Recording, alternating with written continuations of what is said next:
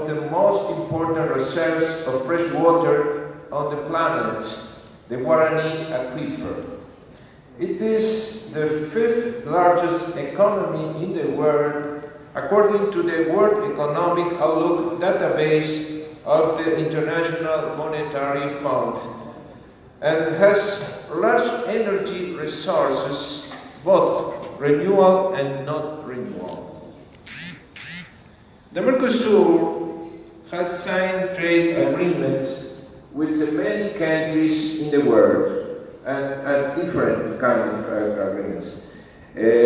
Chile, Bolivia, for example, are associated of Mercosur. We have an agreement about automotive sector with Mexico. We have an agreement with Colombia, Ecuador, and Venezuela, that Venezuela entered in the bloc in 2012. Peru also in 2005, and Cuba in 2006, Israel, the South African Customs Union, Egypt, Palestine, and obviously also India. Mercosur is also part of the global system of trade preference among developing countries. Since its origins, Mercosur has been based on the principles of democracy and economic development, which underpins the core values of a human-based integration. Aligned with these, different agreements have been added in terms of migratory, labor, cultural, and social matters, just to mention a few, which are of utmost importance for its inhabitants. These agreements meant the incorporation of the citizen, social, and productive integration dimensions. For this to be achieved, it was necessary to adapt and expand the institutions structure through the region by meeting new demands and deepening the effective participation of the citizenship. Moreover, it had to equip itself with its own financing mechanism, such as the Mercosur Fund for the Structural Convergence, amongst other funds established.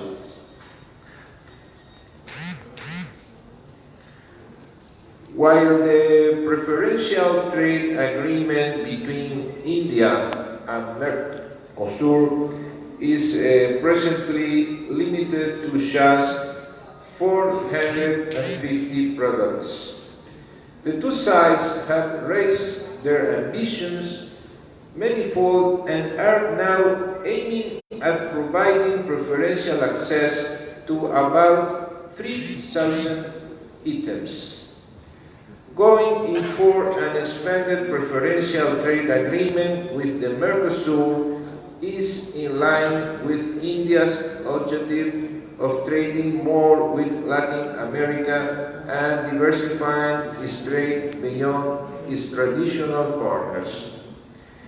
India's export to the bloc in the period 2016-2017 were $4.12 billion,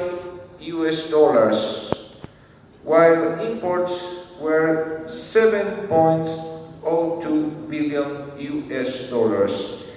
India wants to export processed foods, more engineering, goods, and a wider range of pharmaceuticals to the Mercosur. Under the existing agreements signed in 2009, India has brought down duties in the range of 10% to 100% on 452 items. These include meat products, chemicals, raw hides and skins, leather articles, wool, cotton, yarn, glass and glassware, iron and steel, machinery and equipments, optical, photographic and cinematographic apparatus.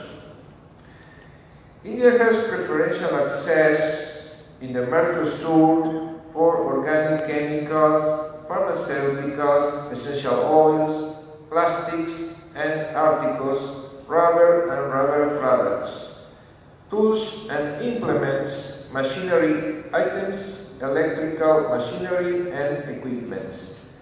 The mutual plan, which is currently being negotiated, is that in the expanded preferential trade agreement, not only will the of items covered will be greater, but the margin of preference will be larger.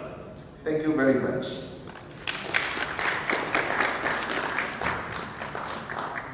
Excellency, I would like to now invite country Ecuador to make the presentation. Thank you.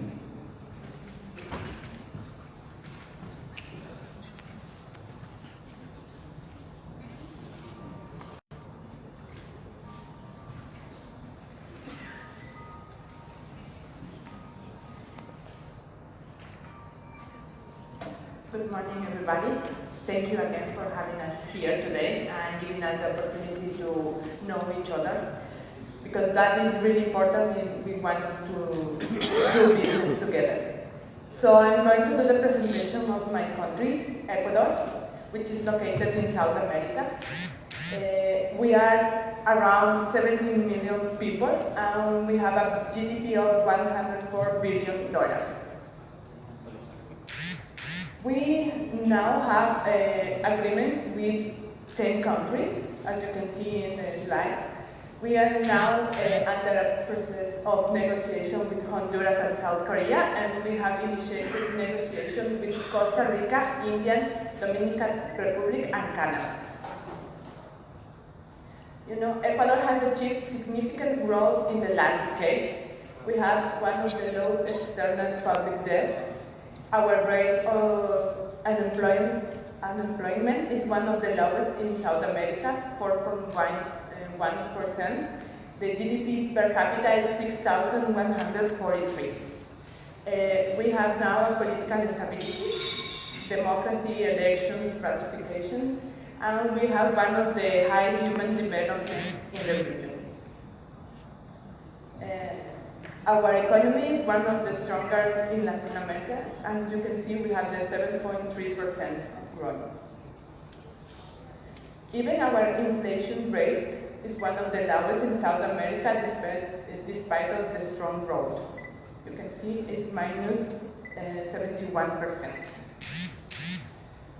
We have developed investment to attract investment in energy, human capital. We spend 2% of our GDP in higher education. We have strategic infrastructure, 4 international airports, and the same number of ports, and an extended road network, as you can see. Water supply is one of our investments too. We have created a framework to attract investment. You can see we have no discriminatory treatment, legal security, right to property, and investment contracts. In Ecuador, there are 50 enterprises classified into the Fortune Global 500, which include, Johnson & Johnson, Kimberly-Clark, Sony, Unilever, Continental, Nestle, Schlumberger. With India, we are the top suppliers of teak wood, cocoa beans. Now, this year, we brought to India tortilla straw hats, preserved roses, colossal plants, hair of palms, and chocolates. And we are waiting for bringing here balsa wood and melina wood as other products.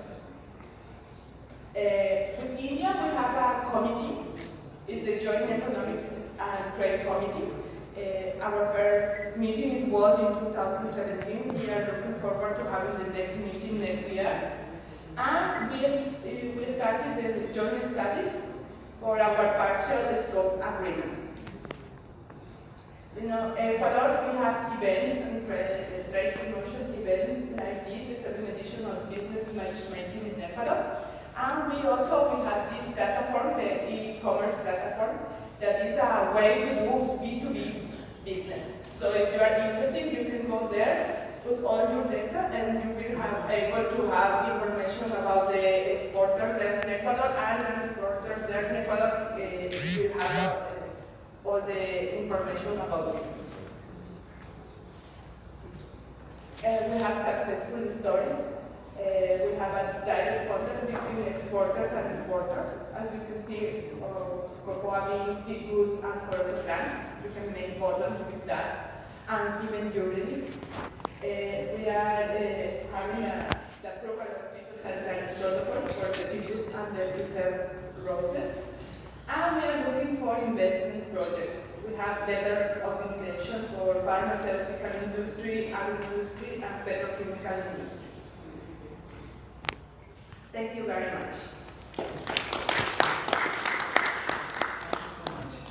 I think CARICOM, their presentation is half done, so continue with that.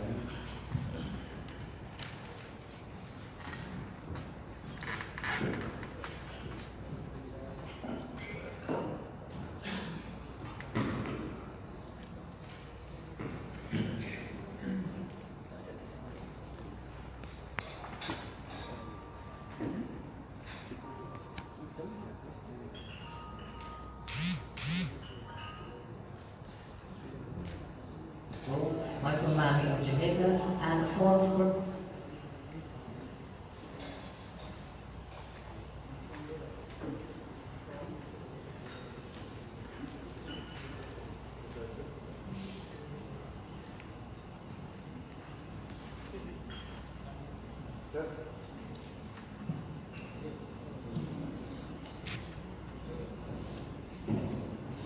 So here we go again. But actually, before repeating the introduction that I just did, I hope by now the delegates here are seeing some similarities in the presentations here. I think the model that most of us have in mind is that through the countries that are represented from Latin America and Caribbean in India, there's potential for you to enter those countries with whatever business you have. But then, in almost all cases, each of those countries is part of a wider business community in the region of some sort, with varying levels of preferential access, trade relations, and so on, with many other countries in the region. So you could almost see a model where you choose your favorite country for whatever reason that matches your needs. You enter that country, and then later on as your business develops, you can access many more countries easily in the Caribbean through the regional grouping. And then even later on, because many of the regional groupings themselves have relations between each other, you can then expand to the whole Latin American and Caribbean region. So it's a real model for building South-South cooperation that we hope through meetings like this we will actually be able to enable as time goes on.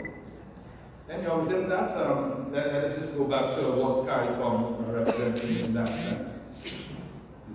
So we're just running a video explaining what CARICOM is within the context of Latin American and Caribbean businesses and regional organizations.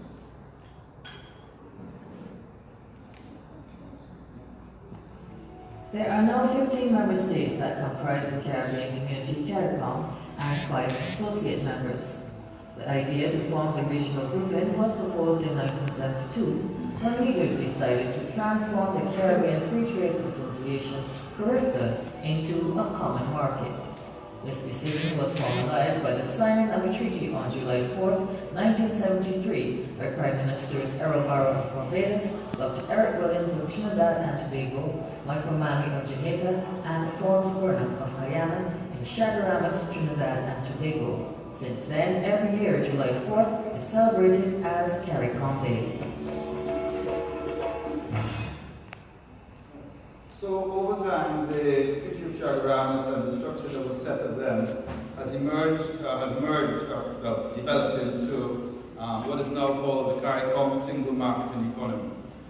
Like I said before, it's unique in being a common market within the Latin American and Caribbean region. But it also has introduced measures that allow free movement of peoples and businesses throughout the region.